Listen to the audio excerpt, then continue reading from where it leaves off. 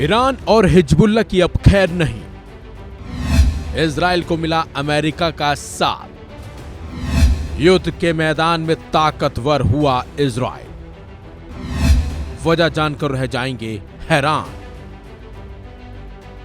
Israel और Hezbollah के बीच चल रही जंग अब और ज्यादा भयंकर होने वाली है, या फिर ये कहें कि इस युद्ध के मैदान में कहीं ना कहीं इजराइल की ताकत और भी ज्यादा अब बढ़ गई है।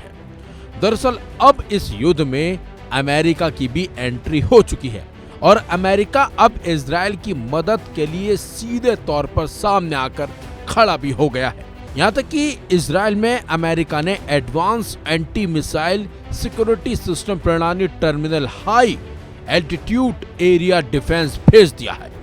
माना जा रहा है कि ये कदम ईरान के हालिया मिसाइल हमलों और क्षेत्र में बढ़ते तनाव के जवाब में अमेरिका ने उठाया है। थाट को इजराइल की एयर डिफेंस सिस्टम को और मजबूत करने के मकसद से तैनात किया गया है।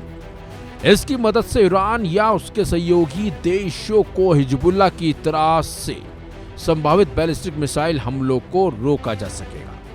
थाट सिस्टम को बैलिस्टिक मिसाइलों को रोकने के लिए डिजाइन किया गया है। इससे इजराइल के मौजूदा एयर डिफेंस सिस्टम को पहले से ज्यादा मजबूती भी मिलेगी।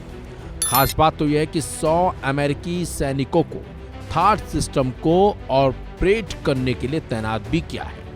पेंटागन का ये कदम 13 अप्रैल और 1 अक्टूबर 2023 को इजराइल पर ईरान की तरफ से किए गए मिसाइल हमलों के बाद आया है।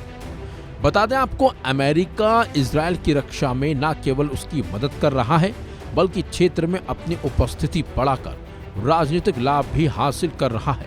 फैसला ऐसे समय में आया है जब इजराइल ईरान के खिलाफ आक्रामक कार्रवाई पर विचार कर रहा है, जिससे क्षेत्र में और ज्यादा अस्थिरता का खतरा हो सकता है। अमेरिकी सेना ने इजराइल के आत्मरक्षा के अधिकार का समर्थन किया है।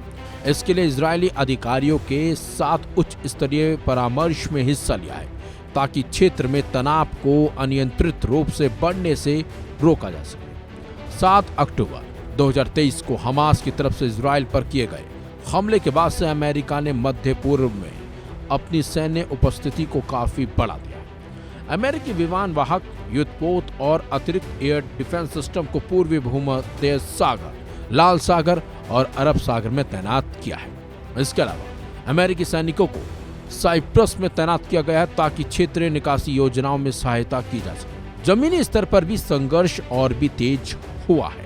हिजबुल्लाह ने लेबनान से संचालित होते हुए इजराइल के हाइफा के पास एक सैन्य अड्डे पर ड्रोन हमला किया, जिसमें 4 इजरायली सैनिक मारे गए और 60 से ज्यादा लोग घायल भी हुए। यह हमला हिजबुल्लाह की तरफ से इजराइल के हालिया हवाई हमलों की प्रतिक्रिया के रूप में देखा जा रहा है, जिसमें बेरूत पर हुए हमले में 22 लोग मारे गए। लेकिन जिस तरह से अब अमेरिका इजराइल के साथ आकर खड़ा हुआ है और इस तरह की मदद कर रहा है, उससे साफ है कि अब ईरान और हिजबुल्लाह का खात्मा जल्द होगा। फिलहाल इस खबर में बस इतना ही। अपडेट्स के लिए बने रहिए वन इंडिया हिंदी के साथ।